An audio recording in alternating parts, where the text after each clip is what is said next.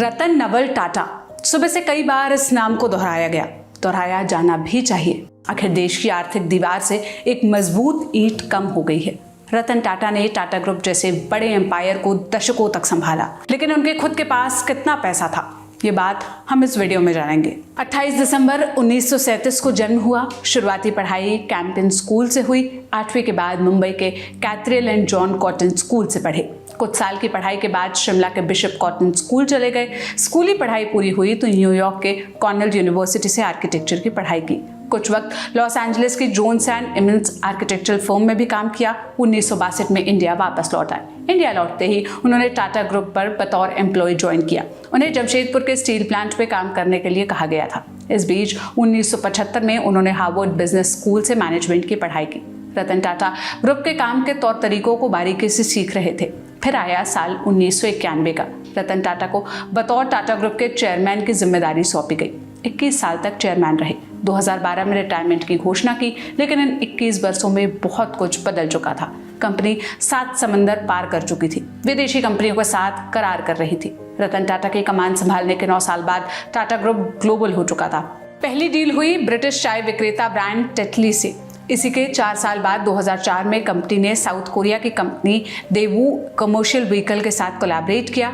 अब तक Tata steel company के ग्लोबल मार्केट में पांव पसारने शुरू कर चुके थी।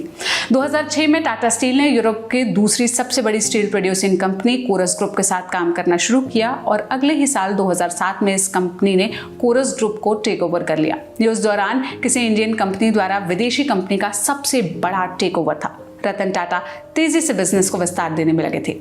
1 साल गुजरा।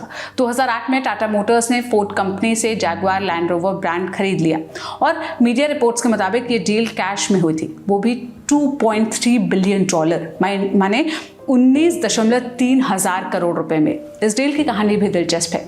अगर आप जानना चाहते हैं तो डिस्क्रिप्शन बॉक्स में इस वीडियो के आपको एक लिंक मिल जाएगा। आप क्लिक करके उस वीडियो में वो कहानी सुन सकते हैं। खैर, इन सब कामयाबियों के बाद रतन टाटा बिलियनियर्स की लिस्ट में नहीं आते। कारण अंग्रेजी में कहें तो फिलैंथ्रोपी और समझाने के लिए कहें तो सोशल वर्क या परोपकार। अगर आप रतन टाटा का नाम गूगल सर्च करेंगे तो आपको लिखा मिलेगा Ratan Naval Tata, an Indian industrialist and philanthropist. Tata sons की 66% हिस्सेदारी टाटा ट्रस्ट को जाती है।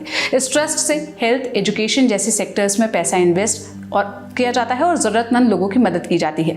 रिसर्च के इच्छुक स्टूडेंट्स को फेलोशिप दी जाती है। टाटा ट्रस्ट की शुरुआत 1892 में रतन टाटा के दादा जमशेद जी टाटा ने की। हाल के सालों की बात करें तो हर साल तकरीबन 1200 करोड़ रुपए टाटा ट्रस्ट को दिए जाते हैं। रतन टाटा खुद अपनी सैलरी का एक हिस्सा टाटा ट्रस्ट को डोनेट करते हैं। आज की तारीखों में टाटा ग्रुप में 30 कंपनियां हैं, जिनकी मौजूदगी 100 देशों और 6 महाद्वीपों में है। फॉर्च्यून इंडिया वाटरफील्ड के मुताबिक रतन टाटा की निजी संपत्ति तकरीबन 16,448 करोड़ रुपए है। हालांकि कुछ रिपोर्ट्स 3800 करोड़ भी इसे बता रही हैं। रतन टाटा के share Tata Sons, Tata Consultancy Service, Tata Motors, Titan Company, Tata Steel में है। 2012 में रिटायरमेंट के बाद भी रतन टाटा को साल में 2.5 करोड़ रुपए टाटा सन्स के एक्स चेयरमैन के तौर पर मिलते थे। 9 अक्टूबर देर शाम रतन टाटा का देहांत हो गया। एक एरा का अंत हो गया। लल्लन टॉप की ओर से रतन टाटा को विनम्र श्रद्धांजलि। इस वीडियो की स्क्रिप्टिंग की थी मेरे साथी रजत ने। मैं सोनल हूँ।